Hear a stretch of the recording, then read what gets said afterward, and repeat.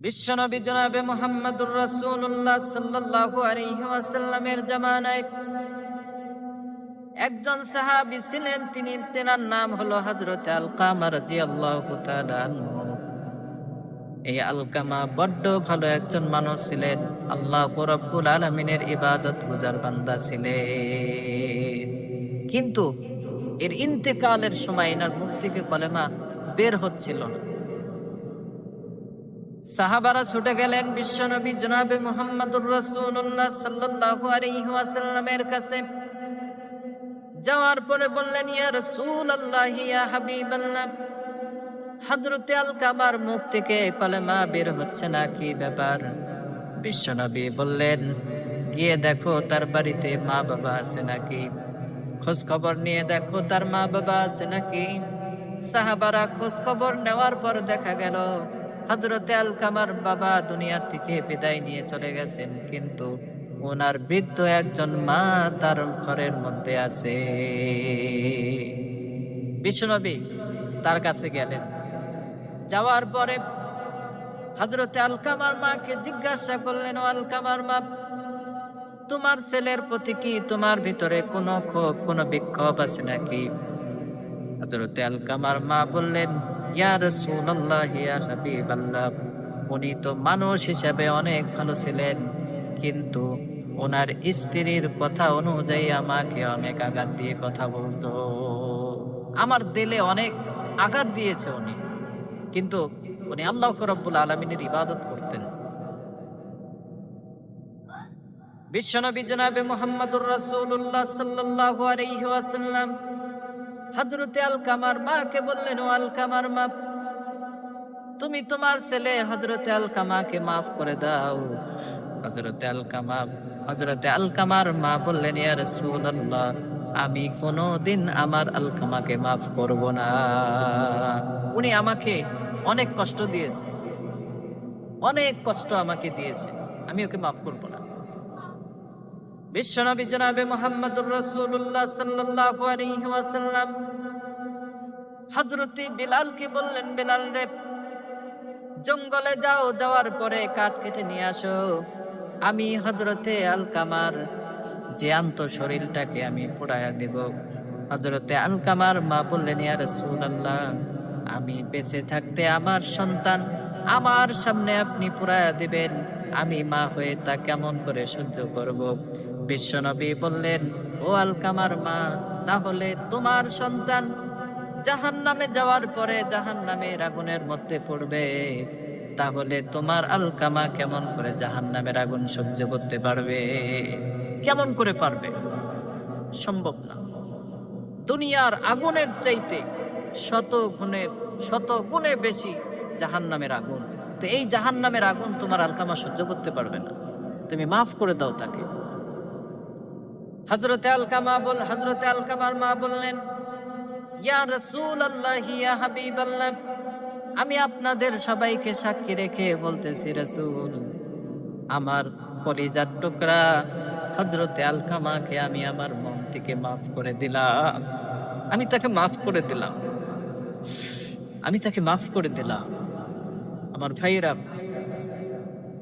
ওনার মা তাকে মাফ করে দেওয়ার সঙ্গে সঙ্গে ওনার মুখ থেকে কলেমা নসিব হলো, কলেমা বের হলো, আর উনি কলেমা পড়তে পড়তে দুনিয়া থেকে বিদায় নিয়ে চলে গেলেন। শান্তির ঘুম উনি দিলেন। এই হাদিসটা জয়ীফ, কিন্তু এর ভিতরে শিক্ষা অনেক আছে। আল্লাহ রাব্বুল আলামিন মা বাবার বিষয়ে কোরআনুল কারীমের অনেক জায়গায় বলেছেন। হাদিস শরীফের মধ্যে বিশ্বনবী সাল্লাল্লাহু আলাইহি ওয়াসাল্লাম বলেছেন যে মা বাবার সাথে সৎ আচরণ করা এটা হলো আমাদের উপরে ওয়াজিব, আর মা বাবার সাথে অসৎ ব্যবহার করা হলো হারাম, এটা কবিরা গুনাহ, এটা করা যাবে না। তবে এই হাদিসটা জয়ীফ হলেও আমাদের এখান থেকে শিক্ষা নেওয়ার দরকার। মা বাবা যদি আমাদের জন্য বদদোয়া করেন, তো আল্লাহ রাব্বুল আলামিন সেই দোয়া কবুল করে নেন, নিমিষেই কবুল হয়ে যায়। এই জন্য বিশ্বনবী জনাবে মুহাম্মদুর রাসূলুল্লাহ সাল্লাল্লাহু আলাইহি ওয়াসাল্লাম বলেন, তিনজন ব্যক্তির দোয়া আল্লাহ রাব্বুল আলামিন নিমিষেই কবুল করে নেন। তার মধ্যে থেকে এক নম্বরে হলো জালিম, মজলুমের দোয়া আল্লাহ রাব্বুল আলামিন কবুল করে নেন।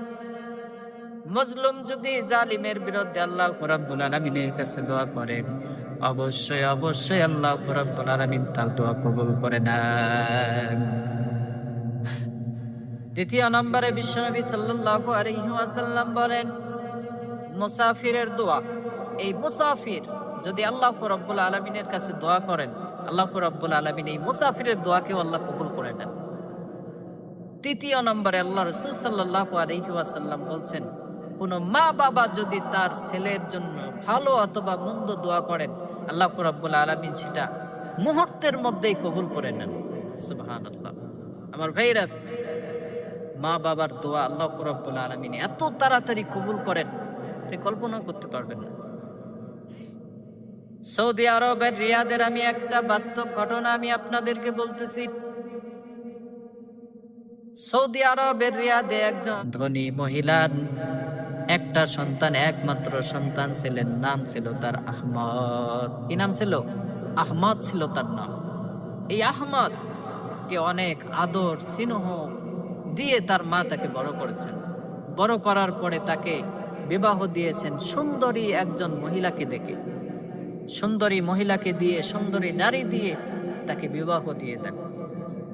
বিবাহ হওয়ার পরে ওনার সন্তান তার স্ত্রীর কথা শুনে মা বাবার সাথে, মায়ের সাথে অসৎ ব্যবহার করা শুরু করল। হঠাৎ করে একদিন মা এবং ছেলের মধ্যে তুমুল ঝগড়া বেজে যায়, তর্কাতর্কি বেজে যায়। তর্কাতর্কি করতে করতে আহমদ রাগের মাথায় এসে তার মাকে ঘাড় ধাক্কা দিয়ে ঘর থেকে বের করে দেয়। সেই সময় রিয়াদে প্রচন্ড শীত ছিল। এই শীতের রাত্রে তার মাকে উনি ঘর থেকে ঘাড় ধাক্কা দিয়ে বের করে দিয়েছেন। ঘরের বাইরে কনকনে শীতের রাত্রে ওই আহমদের মা আল্লাহ রাব্বুল আলামিনের কাছে দুই হাত তুলে দোয়া করতেছেন, আল্লাহ, আমার সন্তান আহমদ আমাকে যেরকম ভাবে ঘর থেকে বের করে দিল, তুমিও সেইভাবে আমার সন্তানকে ঘর থেকে বের করে দিও। আমাকে এত কষ্ট দিয়ে ঘর থেকে বের করে দিল, তুমিও তাকে ঘর থেকে বের করে দিও। তাকে এমন শাস্তি দিও যা পৃথিবীর সমস্ত মানুষ দেখতে পায়। মায়ের দোয়া কবুল হয়ে গেল। কয়েক সপ্তাহের মধ্যে তার পতনের ঘটনা ঘটতে শুরু করলো। এই আহমদের একটা বিজনেস ছিল, মিলিয়ন বিলিয়ন টাকার ব্যবসা ছিল। রয়্যাল এস্টেটের একটা ব্যবসা। এই ব্যবসার থেকে ওনার পার্টনার, ওনার যত টাকা পয়সা ছিল প্রত্যেকটা সব টাকা পয়সা নিয়ে ওনার পার্টনার বিদেশে চলে যায়, পালিয়ে যায়। পালিয়ে যাওয়ার পর ওনার বিলাসবহুল বাড়ি এটাকে বাজেয়াপ্ত করে নেওয়া হয়।